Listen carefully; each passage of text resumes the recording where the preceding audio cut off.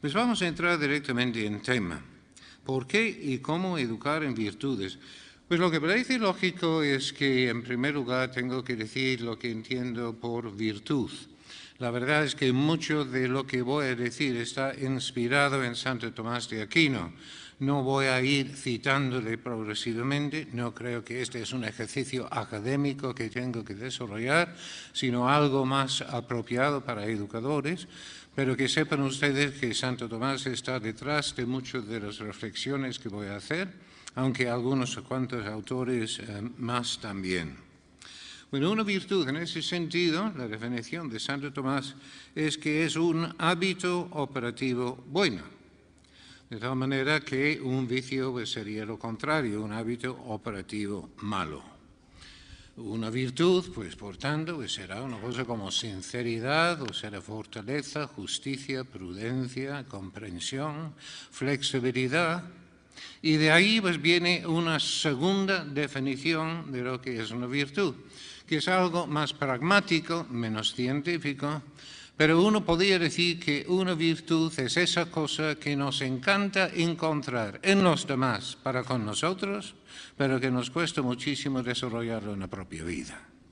A todos nos encanta que los demás sean generosos con nosotros, comprensivos con nosotros, y pasamos lista y no hay nada que no nos encanta. Ahora, otra cosa es que en la propia vida debemos de estar luchando para superarnos progresivamente respecto a cada una de estas virtudes.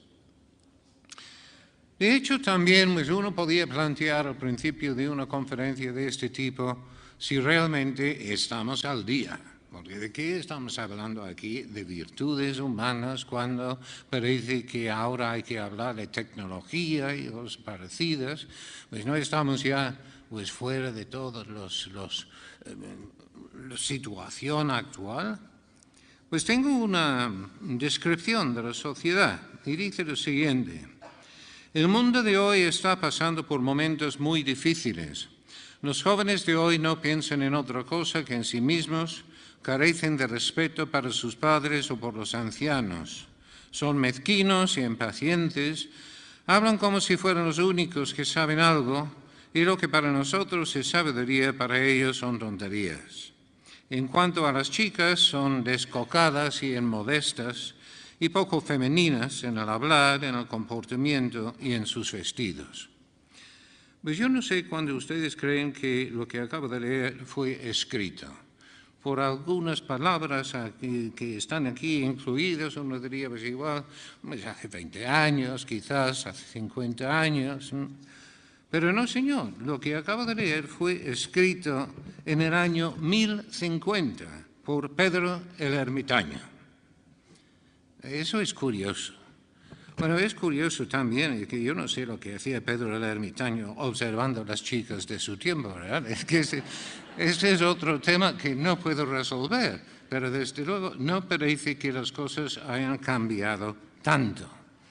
Otro, ay de mí, ¿qué son estos tiempos? Los hijos ya no obedecen a sus padres. Una inscripción en Siria de 2000 años antes de Cristo. Pues no parece que los tiempos han cambiado tanto. No, es que la naturaleza humana no cambia.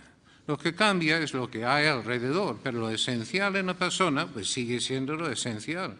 Y precisamente las virtudes son esenciales para que la persona pueda cumplir con el fin por lo cual ha nacido. Y así pues ya podemos pasar a un segundo momento, que ya es de decir, pues las virtudes, ¿qué tiene que ver con los fines de la educación? Sabiendo que la persona humana pues va a seguir siendo lo mismo para siempre, porque siempre ha sido lo mismo, tiene las mismas necesidades, pues ¿cuál es el fin de la educación? Teniendo en cuenta las virtudes como base. Bueno, yo voy a dar dos justificaciones, hay mucho más. Pero una primera justificación sería si pensamos en los fines de la educación en forma de roles. Mediante la educación podemos conseguir que los jóvenes aprendan a ser profesionales competentes. Podemos conseguir que aprendan a ser ciudadanos responsables. Podemos conseguir que aprendan a ser amigos leales. Podemos conseguir que sean miembros responsables de una familia. Y luego también para los creyentes podemos conseguir que aprendan a ser hijos responsables de Dios.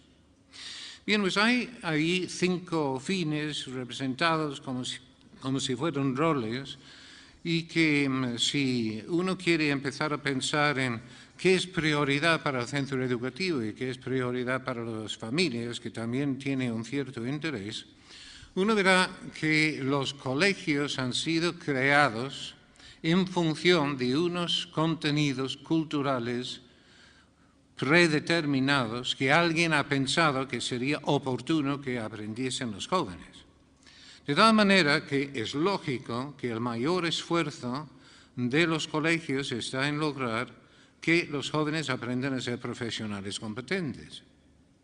Pero también dentro del colegio, habitualmente, los jóvenes tienen que aprender a convivir con más jóvenes y con más adultos que en su propia familia. Aunque también hay familias numerosas, ¿verdad? Es que ya leí en la prensa el otro día una pobre señora que tenía 11 hijos y un policía le había parado con su furgoneta que tenía con sus 11 hijos por llevar transporte escolar encubierto. Bueno, es que ciudadanos responsables como los jóvenes tienen esa posibilidad habitualmente de convivir con más jóvenes y con más mayores, también parece un lugar especialmente idóneo para cuidar de ese tema. También parece bastante lógico que en lo que se refiere a la intimidad de la persona, pues ya es prioridad de la familia, lo de lograr que cada hijo pues aprende a ser un miembro responsable de una familia. Y también en la familia los padres somos los primeros predicadores en la fe de nuestros hijos. Entonces también prioridad para la familia. Ustedes se habrán dado cuenta de que hay uno entre medio, lo de amigos leales, que todavía no he colocado prioritariamente para nadie. De hecho, yo creo que puede ser compartido, 50% por cada instancia, pensando en que lo que se refiere a la intimidad, el entablar relaciones íntimas y tener compromisos con otras personas, es más de la familia, y en cambio la sociabilidad, el saber estar, el respeto por los demás, etcétera, pues ya sería una cosa más propia del colegio. Ahora, cuidado porque yo no he hablado aquí de exclusivismos. Lo que he dicho es prioridades.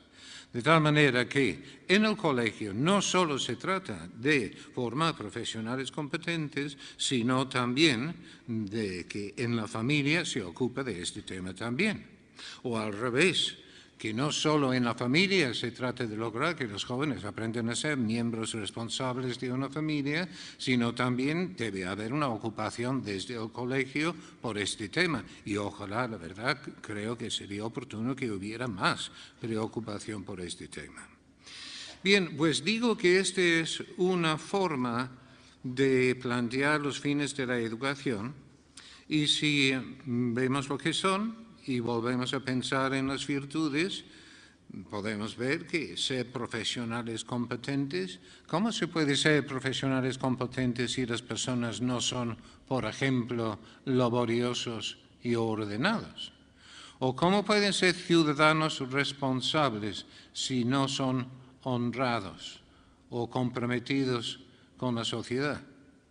¿Y cómo pueden ser amigos leales si no son generosos y no son comprensivos? ¿O cómo pueden ser miembros responsables de una familia? Entonces pasamos lista en cada uno de ellos, hasta el último, lo de ser hijos responsables de Dios. Y ustedes me dirán, ¿cómo se puede ser hijo responsable de Dios si uno no es ni generoso, ni sincero, ni prudente, ni fuerte? Pues evidentemente las virtudes humanas son una base absolutamente necesaria, incorporado en la misma definición de lo que es una manera de plantear los fines de la educación. Pero vamos a plantear también los fines de la educación de una segunda manera. Ya había avisado que iba a plantear los fines de la educación de dos maneras diferentes. La segunda manera es de considerar que el fin de la educación tiene que ser lo mismo que el fin de la vida. Es lógico, ¿no? ¿Por qué va a ser una cosa diferente? Y el fin de la vida, entiendo, es la felicidad. Estamos como si fueran condenados a querer ser felices. Yo dudo muchísimo que hay alguien aquí presente que en este momento tiene ganas de levantarse y ponerse de pie y decir, no, es cierto, yo quiero ser desgraciado en la vida. No, estamos como si fueran condenados a querer ser felices, es parte de la naturaleza humana. Otro problema es dónde está la felicidad y dónde creemos que lo vamos a encontrar. En la suma, por ejemplo, de una serie de situaciones superficiales o si lo vamos a encontrar en otro sitio. Bueno, aquí es, siguiendo también el razonamiento de Santo Tomás y los antiguos, en donde vemos que la idea es que la felicidad es el resultado de la contemplación del bien. El resultado de la contemplación del bien. Bueno, en esta frase, la verdad es que yo entiendo que a estos momentos de la mañana, pues no es como una frase que crea una gran reacción positiva. ¡Qué barbaridad! ¡Qué idea más brillante! ¿No? Pues no, entiendo que el resultado de la contemplación bien suena como un poco abstracto. Pero podemos dar algún ejemplo para que entiendan mejor lo que significa. Yo imagino que todos ustedes en algún momento han contemplado a un bebé dormido. Es importante que el bebé esté dormido para que entiendan el ejemplo, ¿no? Porque al contemplar a un bebé dormido estamos contemplando algo bueno. Y al contemplar surge dentro de nosotros una sensación de satisfacción, de felicidad. Pues esto es lo que me refiero a la contemplación del bien. Una actitud contemplativa. La felicidad está más en la contemplación que en la acción. Pero tiene que haber acción para luego poder contemplar lo que se ha hecho. Si ustedes están montando un gran fuego para celebrar las bodas de oro de los padres y no sé qué. Pues entonces se intenta contar con todos y unos dicen que sí y luego dicen que no y luego parece que van a venir y luego no van a venir y en total se monta todo y que parece que va a ser un desastre, pero al final todo el mundo viene y todo el mundo lo pasa fenomenalmente bien. Se marcha todo el mundo y cuando ya se ha marchado todo el mundo y uno se siente en el sillón y dice, el momento de la felicidad. Pero mientras duraba, uno estaba ahí preocupado por todo, igual que para un congreso, los organizadores de este congreso, a ver si en este momento son felices, ¿no? Cuando ya ha terminado, ojalá. Pues es eso. Durante la acción, efectivamente, con una actitud contemplativa, reflexiva, también puede encontrar la felicidad. Pero la felicidad está más en la contemplación, en la reflexión, que en la acción, aunque también dentro de la acción. Bueno, entonces esto significa que el papel principal del educador, especialmente en el colegio, es de ir poniendo al estudiante más y más en contacto con el bien, más y más en contacto con la verdad, porque coinciden la verdad y el bien, y con una actitud reflexiva, así encontrar la felicidad. Ustedes en ese sentido están en el negocio de la felicidad, si quieren plantearlo así. Porque en cuanto más y mejor aprenden los alumnos sobre las cosas más importantes en la vida, más posibilidades tienen que ser felices. Precisamente por eso, la felicidad suprema es la contemplación de Dios. Pero de todas las otras verdades, al contemplarlos, actitud reflexiva, es donde luego también encontramos esa felicidad. Pero aquí hay un problema. Porque si estamos estimulando a los alumnos a ir encontrando cada vez más y mejor el bien, con una actitud reflexiva para luego encontrar la felicidad, ¿no es lógico que simultáneamente van a llegar a ser más sensibles a lo que está mal? Claro, la persona que no sabe lo que es bueno ni lo que es malo anda con una mediocridad por la vida, y por eso precisamente antes les llamábamos pasotas, ¿no? Y el término que yo creo que ya ha pasado. Pero eran pasotas porque pasaba de todo, no me interesa nada, yo paso, pasotas. Pero estas son las personas precisamente que no se entusiasman con nada bueno ni les afecta nada negativo. Pero yo estoy diciendo, si ustedes educan para la felicidad, el desarrollo de virtudes precisamente para eso, entonces van a encontrar con que los estudiantes llegan a ser más sensibles no solo a lo que es bueno, sino también a lo que es malo. ¿Y qué sucede cuando uno contempla lo que es objetivamente malo? Pues uno sufre. De hecho, la persona humana sufre en dos circunstancias. Cuando contempla algo que es objetivamente malo, un niño que se está muriendo de hambre, por ejemplo, o cuando algo bueno le ha sido quitado. Cuando algún ser querido ha fallecido, por ejemplo. Son las dos situaciones en que el ser humano sufre.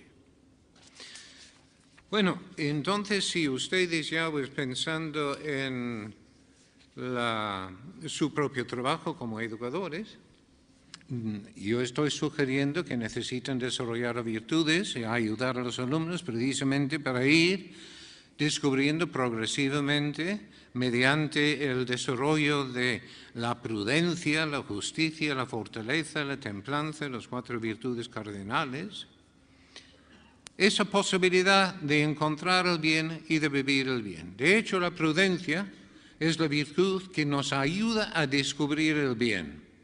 La justicia es para vivir el bien para con los demás. La fortaleza es para superar las dificultades en el camino, y la templanza es para organizar lo que tenemos desorganizado dentro de nuestras propias tendencias básicas. Pues con estas 4 virtudes cardinales, entonces estamos sugiriendo que es lo que podemos ir desarrollando para buscar el bien y también para soportar el sufrimiento. Y constantemente estaremos sufriendo en distintas situaciones. Vamos a introducir otra palabra, el amor. El filósofo Joseph Pieper sugiere que el amor es la reacción radical de la voluntad hacia el bien.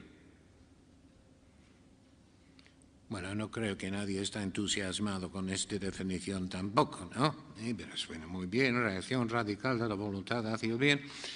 Pero también se puede explicar.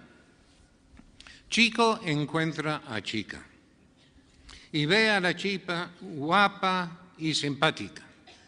Entonces sale de dentro de él un movimiento hacia ella que es yin.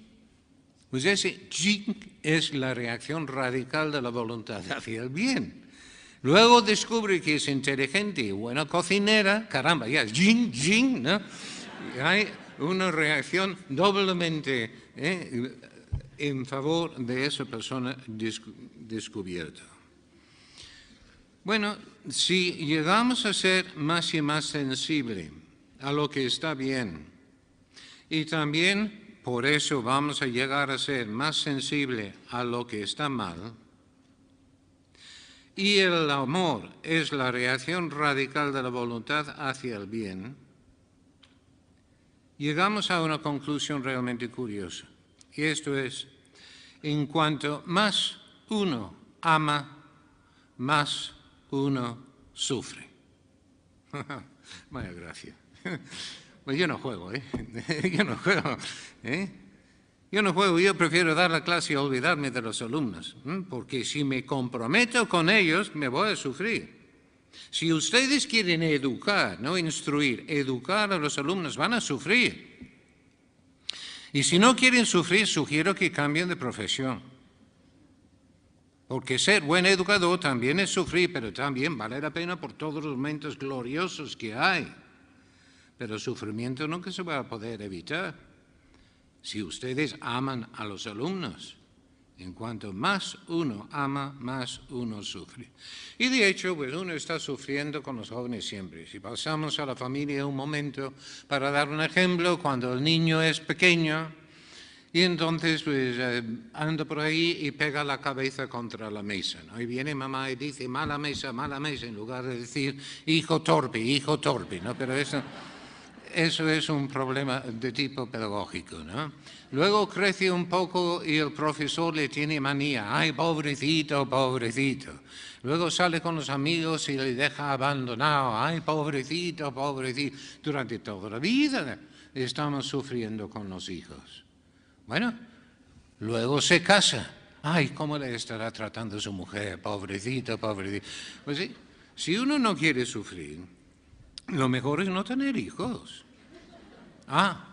Pero si no tengo hijos, entonces tampoco, pues estoy con esa posibilidad y estoy quitando una de las posibilidades para luego ser feliz. Así ya puedo pasar a la segunda parte de esta conferencia, que es ya en cómo educar en virtudes. Y vuelvo a la primera frase, un hábito operativo bueno. Bueno, en esta definición hay una serie de problemas, ¿no? Porque hábito, ¿cómo logro un hábito? Repetición de actos. Pues una repetición de actos, esto no quiere decir que va a haber rutina. Y rutina suena como algo malo, ¿no? En términos educativos, rutina, ¿habría que evitar la rutina a toda costa? No estoy seguro. Yo creo que hay una rutina. No solo es bueno, sino es absolutamente necesario en la vida. Vamos a ver, ustedes pueden pensar un momento en este primer momento del día cuando se están vestiendo, se está poniendo los zapatos. Ustedes al poner los zapatos por la mañana siempre ponen el mismo zapato en primer lugar. Están pensando en qué zapato ponen en primer lugar. Pero imaginen que todas las mañanas había que pensarlo. Pues hoy voy a poner el zapato derecho. No, ahí he puesto, hoy voy a poner el zapato derecho. Ahí estamos discutiendo con nosotros mismos 3 minutos para decidir qué zapato vamos a poner en primer lugar. Les digo, esto es rutina y nadie me puede decir que esa rutina es mala. Otro ejemplo. Si tomamos azúcar en el café al darle vueltas a la cucharilla, siempre en la misma dirección. Casi todo el mundo como el reloj. Yo no, porque me di cuenta a los 8 años y quise ser diferente. Ahora yo siempre lo hago al revés. Otro ejemplo, los hombres al afeitarnos por la mañana, ahí delante del espejo, pronto por la mañana, siempre empezamos en el mismo sitio. Hoy, ¿dónde voy a empezar? Pues no, es que rutina. Pues, ¿cuál es la clave de la cuestión? La rutina aplicada a las cosas es absolutamente necesaria.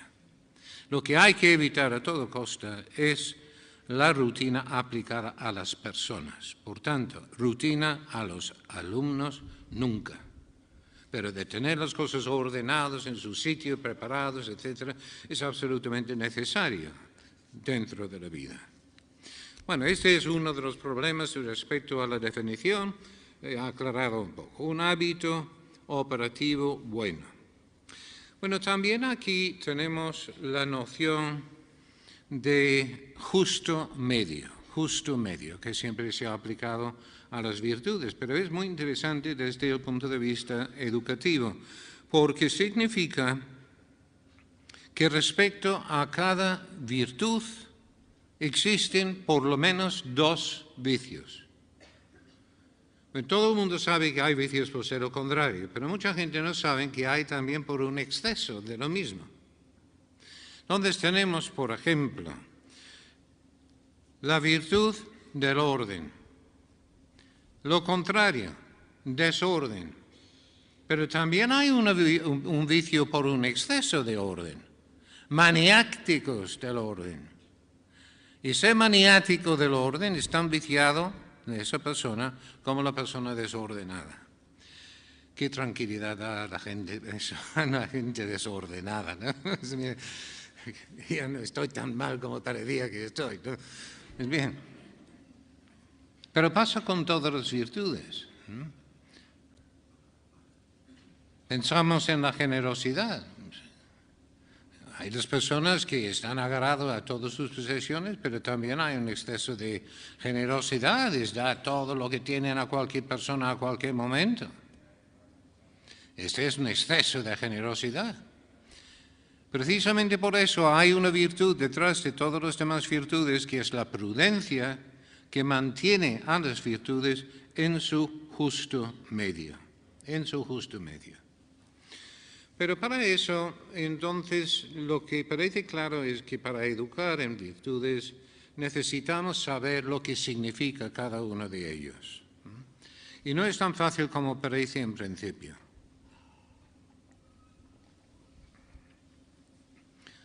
Todos estamos hablando de alumnos responsables, por ejemplo, ¿no?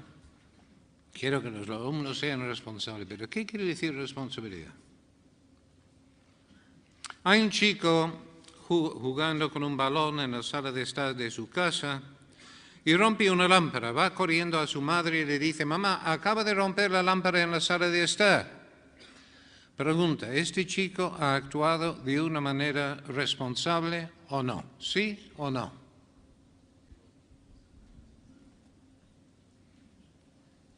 Algunos dicen sí, otros dicen no, algunos mueven la cabeza un poquito y algunos cuantos se quedan callados sin moverse. Esos son los que no les gusta equivocarse, ¿eh? Curioso, ¿no? Con una cosa tan sencilla como la responsabilidad. Bueno, lo vamos a ver también con otro ejemplo. No se preocupen, dentro de un momento lo voy a aclarar. Sería cruel dejarles con la duda el resto del día. La sinceridad. Hombre, todos sabemos lo que es la sinceridad. Bueno, una clase mixta de chicos y chicas de unos 8 o 9 años. Hay un ruido ahí enorme en una esquina. Da la vuelta el profesor y grita: ¿quién ha sido? Y se levanta una niña y dice: él. ¿Esa niña ha sido sincera o no? ¿Sí o no? Sí, pero no me gusta. Bueno, chivata. Bueno, pero esto no es la pregunta. Bueno, esto era sencillamente una muestra de que si queremos desarrollar las virtudes en los alumnos, lo que habría que hacer es de aclararse respecto a lo que significan estas virtudes. Respecto a la responsabilidad, de hecho, todos ustedes tienen razón, porque ha sido responsable en parte. Ha acudido a su madre para decírselo. Pero en cambio ha sido irresponsable jugando con un balón en la sala de estar para empezar. Y eso es lo que muchos jóvenes no entienden, que es parte de la responsabilidad. Ellos dicen: no, yo respondo, yo asumo las consecuencias de mis propios actos. Porque nadie les ha dicho que también tiene que prever las posibles consecuencias de sus actos. Si eso saben que es así, por lo menos tienen la posibilidad de ser responsable. Y la sinceridad. ¿Recuerdan que hace un momento decía que todas las virtudes son manifestaciones de amor? Cuando la niña dice él, ¿es una manifestación de amor? Entonces no es parte de la virtud de la sinceridad. En todo caso, podría haber dicho a su colega ahí en la clase: oye, ¿por qué no has dicho que has sido tú? Bueno, esto es dos ejemplos sencillamente para que vean ustedes que conviene tener claro lo que se está buscando. Precisamente eso en su momento me llevó a escribir ese libro que ya dijeron en la presentación, de la educación de las virtudes humanas y su evaluación, que ya en su 15ª edición, y que desarrolla 24 virtudes humanas y pretende explicar lo que son y cómo vivirlas, ¿no? Y está además ahí en los papeles, creo que entregado o que van a entregar sobre esta conferencia, está citado ahí atrás por si acaso a alguien le interesa. La educación de las virtudes humanas y su evaluación. Seguimos pensando en el desarrollo de las virtudes. ¿Cómo se puede desarrollar una virtud? Bueno, de acuerdo con la intensidad y amplitud con lo que se vive y de acuerdo con los motivos que existen para actuar. La intensidad y amplitud con lo que se vive. Vamos a pensar en la generosidad. Ahora, yo puedo ser generoso con las personas que me caen muy bien, puedo ser generoso con algunos otros que tengo interés en que luego ellos sean generosos conmigo, puedo ser generoso con las personas que más necesitan de mi atención, puedo ser generoso aunque me cueste un esfuerzo, puedo ser generoso si he comido bien y dormido una siesta, pero si no, no. En donde ya ven ustedes que hay muchas circunstancias diferentes en que uno puede ser generoso o no, y uno puede ser generoso de maneras muy diferentes. Una de las maneras más difíciles de ser generoso es perdonar. Hay muchos ámbitos en que se puede ser generoso, muchas personas con quienes se pueden ser personas, y momentos del día y estados de ánimo. Y eso es la amplitud con lo que se puede vivir la virtud. Y también de acuerdo con los motivos para vivirlo. Esto es clave también.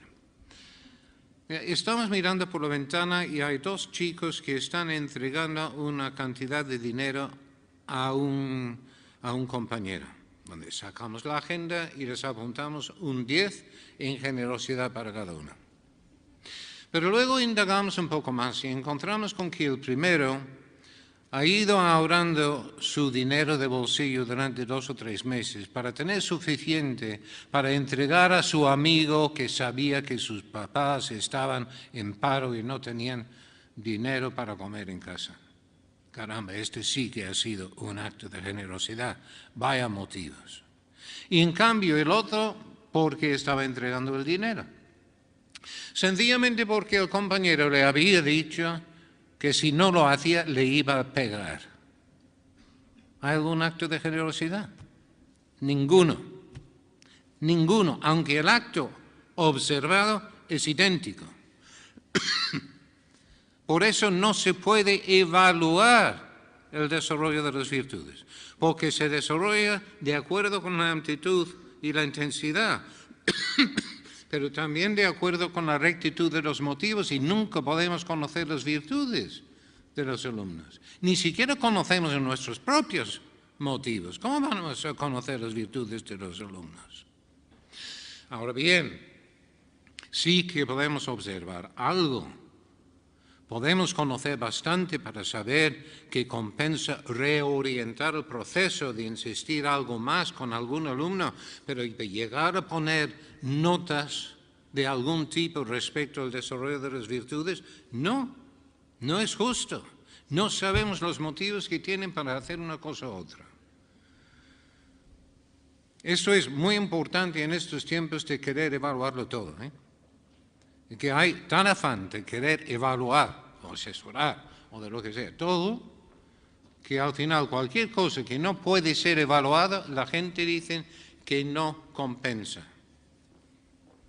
No se puede tratar con esto porque no se puede evaluar. Y yo digo, eso es absurdo. Las cosas seguramente más importantes en la vida no se puede evaluar. Y si vamos a gastar tanto tiempo en evaluación, al final no tenemos tiempo para educar. Y a mí me parece una locura.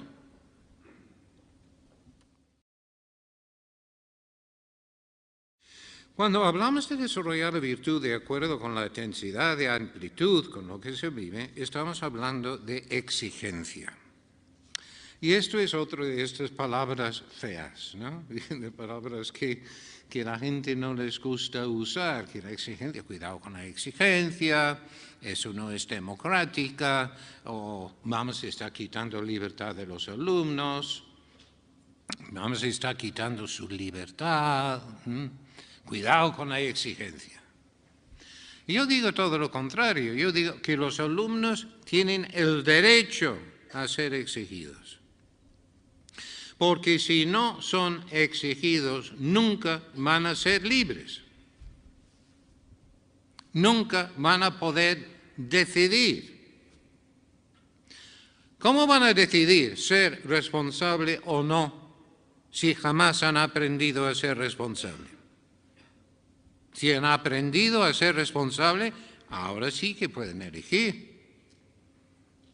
Aunque, como dijo Pinillas, lo de la libertad, la capacidad de elegir el mal, no es libertad, ni es parte de la libertad. Es sencillamente una señal de que somos libres. Eso es importante para los educadores, porque desde el punto de vista de educadores, nuestra misión es de ofrecer posibilidades positivas para que elijan entre posibilidades positivas. No nos interesa que elijan el mal, no es parte de la libertad, es una señal de que están libres.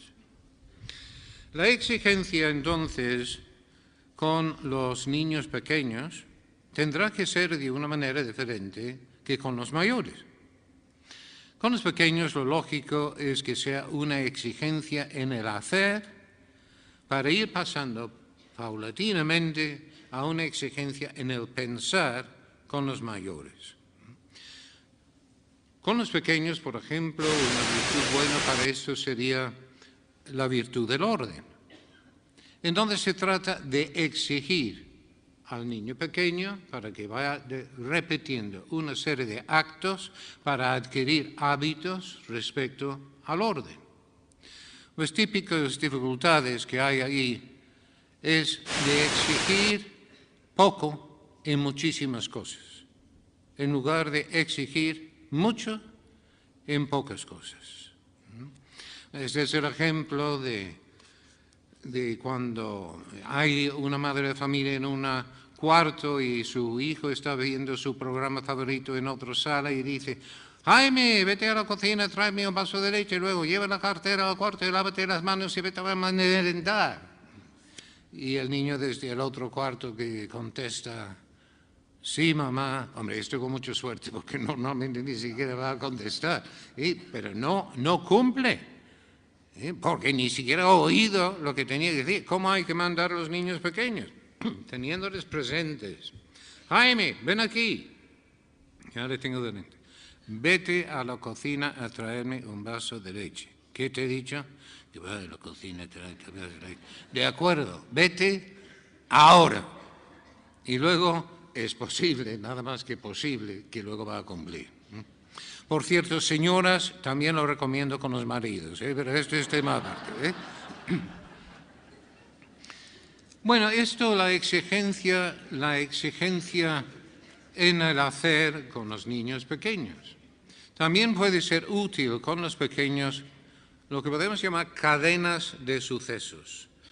Otra vez uso un ejemplo de la familia porque es muy gráfico. El niño le llega al colegio y todos los días pues tiene que hacer lo mismo.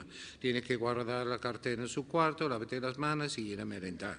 Y cuando llega a casa, tira la cartera al suelo, no va a lavar las manos, no va a merendar, va a ver la televisión. Entonces ahí está su madre, su padre, me da igual, gritándole cuando entra: oh, ya has llegado, pero la cartera al suelo, pero no sabe qué tiene que ir. Todos los días allí está gritando 4 o 5 veces porque no cumple con lo que está previsto y tiene que hacerlo todos los días.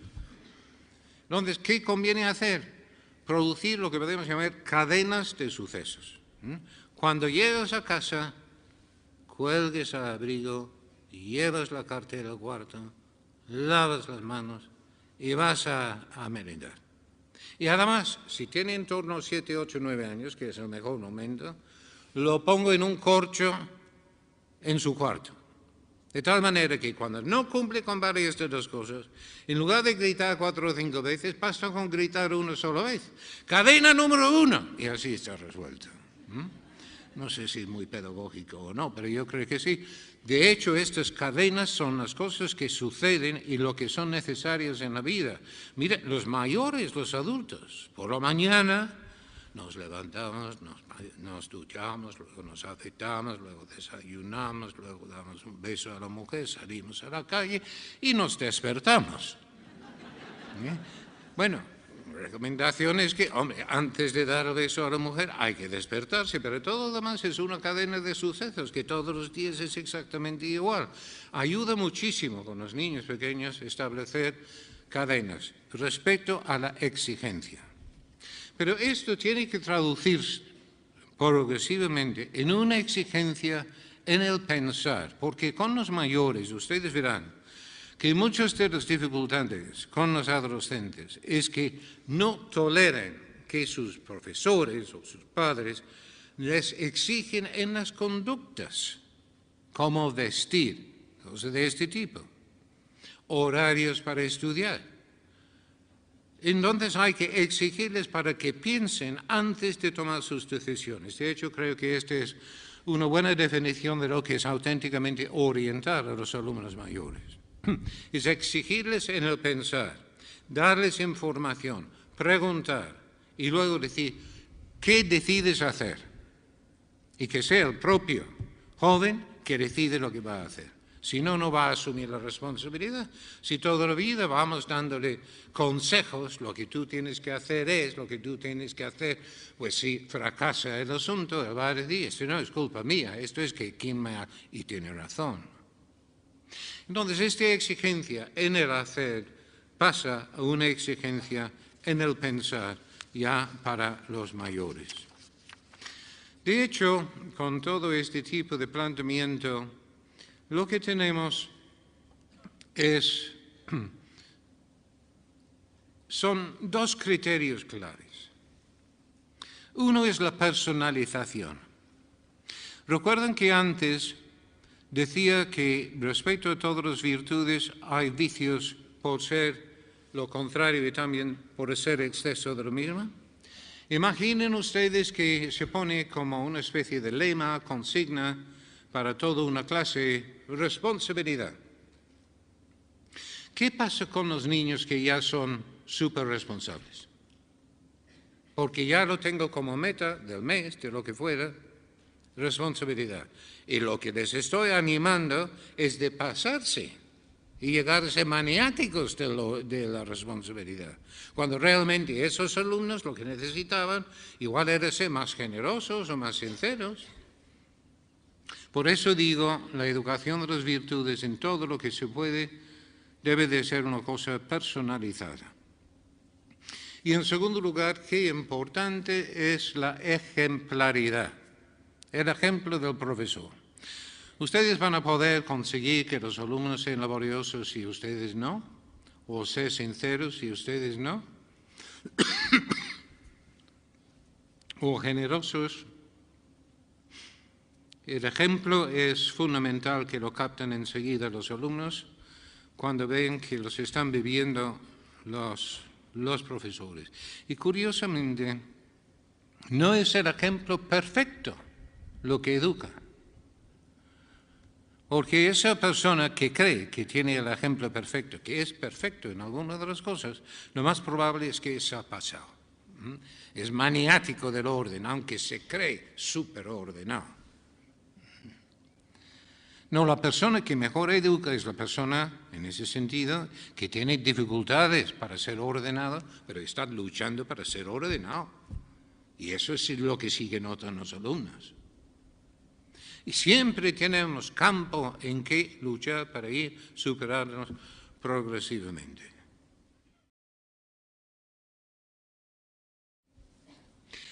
Hay distintas maneras que se puede plantear, aparte de ser personalizada y con ejemplaridad, dentro de un colegio. Por un lado, es aprovechando las actividades y los contenidos habituales.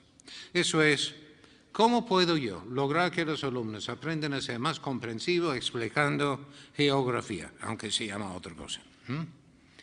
¿Cómo puedo lograr que los jóvenes aprendan a ser más responsables mediante la materia de matemática? ¿Cómo? Mediante las actividades habituales del colegio, de tenerlo en cuenta para que ir estimulando en los alumnos el desarrollo de estas virtudes. Segundo sistema, que haya actividades docentes específicos para estimular lo del desarrollo de las virtudes. Inicialmente, para aclarar lo que significan. La aclaración, lo de values clarification, la clarificación de valores, las discusiones en torno a pequeños casos, estos niños se han comportado de una manera sincera o no, ¿qué le ha faltado esto? Pequeños casos reales que ustedes pueden escribir, de menos de un folio, para que luego tienen base para ir pensando sobre lo que realmente significan estos distintos conceptos. Y en tercer lugar, actividades complementarias. Actividades complementarias. Y allí pues cada colegio tendrá que ver lo que puede hacer. Para darles un ejemplo, con alumnos mayores, cuando estuve en Australia, me contaron cómo Australia yo creo que es uno de los países más amorales que yo conozco. No inmoral, amoral.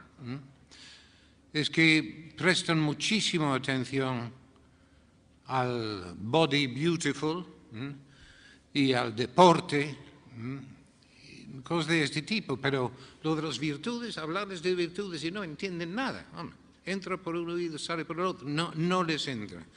Bueno, en un colegio ahí llevaron un grupo de bachilleres a alguna isla, no sé si era Borneo, Sarawak, donde había una tormenta tropical que había tumbado totalmente un pueblo, y estaban allí más de un mes, trabajando duro, durmiendo en el suelo, ayudando a la gente a reconstruir el pueblo. Y estos jóvenes ahí, en ese tiempo, aprendieron fortaleza, aprendieron solidaridad, aprendieron comprensión, amistad. Vamos, volvieron de una manera totalmente cambiada, una gozada, ¿no? Eso sí que se puede hacer en algunos casos, en otros no tanto. Y esto sería lo que yo llamaría un baño de virtudes, ¿no? Pero luego hay que pensar en duchas de virtudes para continuación. No basta con una experiencia, sino esas posibilidades de colaboración con las parroquias, de colaboraciones para que puedan seguir teniendo situaciones donde efectivamente pueden actuar a favor de los demás y seguir desarrollando las virtudes.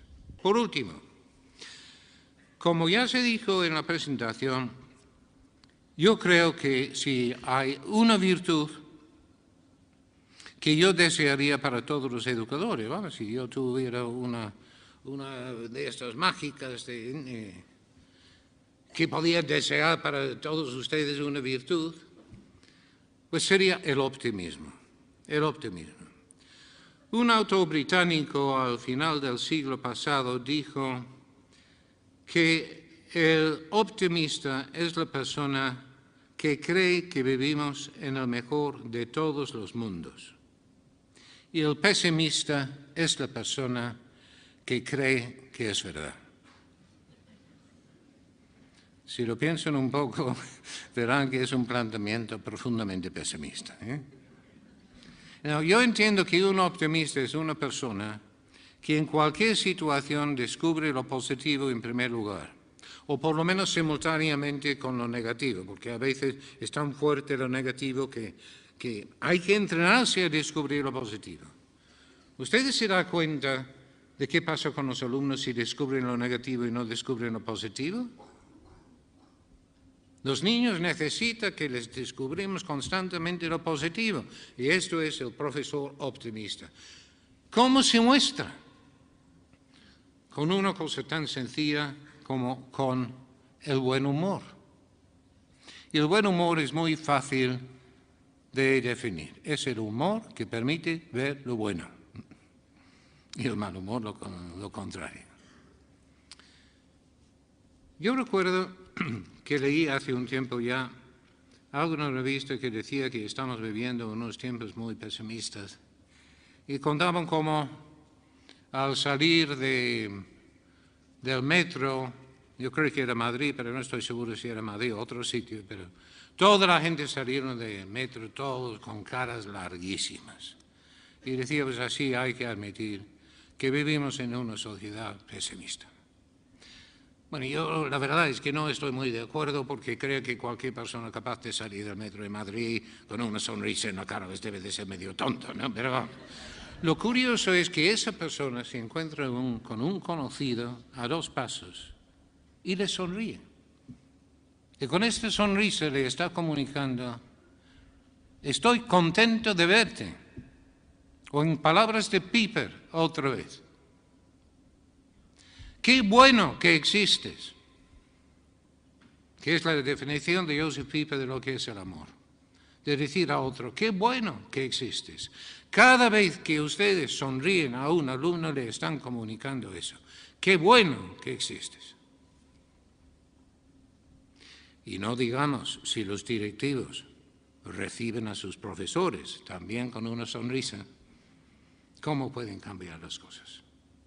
En estos temas a veces yo creo que tenemos los temas un poquitín mal enfocados, porque estamos pensando en, pues, ¿qué tipo de mundo vamos a dejar a nuestros jóvenes? ¿No suena ese tipo de frase? Y yo creo que es otro planteamiento. En lugar de qué tipo de mundo vamos a dejar a nuestros jóvenes, la preocupación nuestra, con las virtudes que hacen falta, es de ir pensando en qué tipo de jóvenes vamos a dejar a este mundo. Gracias.